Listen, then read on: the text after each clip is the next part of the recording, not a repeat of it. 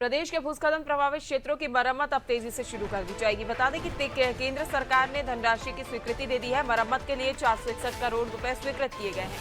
मुख्यमंत्री ने केंद्र सरकार का इसके लिए आभार भी व्यक्त किया है। बता दें कि केंद्र सरकार की ओर से भूस्खलन प्रभावित क्षेत्रों के लिए ये धनराशि जारी कर दी गई है और इसके लिए मुख्यमंत्री पुष्कर सिंह धामी ने प्रसन्नता व्यक्त की है और केंद्र सरकार का आभार भी जताया है।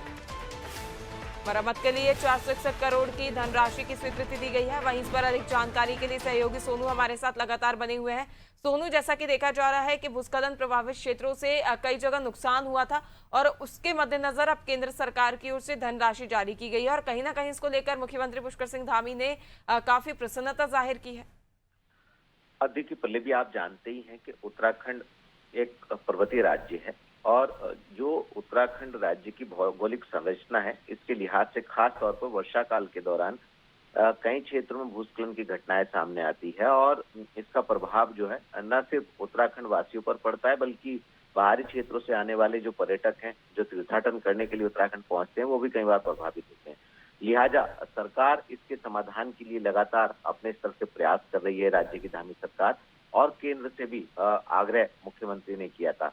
अब केंद्रीय सड़क परिवहन राजमार्ग मंत्रालय ने जो है वो इस धनराशि को स्वीकृति प्रदान कर दी है। एक और जहां मुख्यमंत्री ने केंद्र का आभार व्यक्त किया है, तो वहीं अब ये उम्मीद की जा रही है कि जो भूस्खलन प्रभावित क्षेत्र है, चाहे वो उत्तराखंड के गढ़वाल मंडल के क्षेत्र हो और चाहे वो उत्तराखंड के कुमाऊं मंडल के क्षेत्र हो, इन सभी आपदा जो भूस्खलन प्रभावित क्षेत्र हैं, इन सभी क्षेत्रों की अब मरम्मत हो सकेगी और ये जो भूस्खलन प्रभावित क्षेत्र हैं, इनमें आवाजाही जो है वो सुगम हो सकेगी और जो जनहानि का खतरा अक्सर बना रहता है वो भी कम हो सकेगा।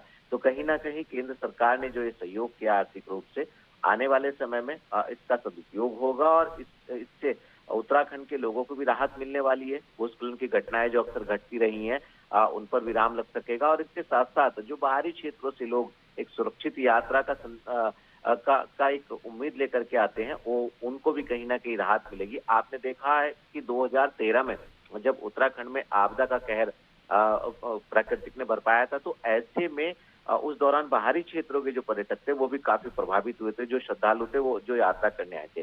तो ऐसे में सरकार की सुरक्षा, खास तौर से बाहरी क्षेत्रों के उत्तराखंड के लोगों की सुरक्षा को लेकर के सरकार बार बार इस बात को कहती है कि ये सरकार की सर्वोच्च प्राथमिकताओं में है और अब राज्य सरकार के जो प्रयास हैं वो सफल साबित होते हुए नजर आ रहे हैं। केंद्र सरकार ने जो धनराशि स्वीकृत की है, इससे आने वाले समय में जो भूस्खलन प्रभावित क्षेत्र है वहां कार्य शुरू होगा और भूस्खलन की घटनाओं से कहीं ना कहीं निजात मिलेगी। पल्लवी, बिल्कुल, कहीं ना कहीं सोनू, इससे पर्यटन को तो बढ़ावा मिलेगा ही, लेकिन इसके साथ ही प्रदेशवासियों को भी काफी राहत मिलेगी। अधिक जानकारी हम आपसे लेते रहेंगे सोनू, लगातार हमारे साथ बने रहिए।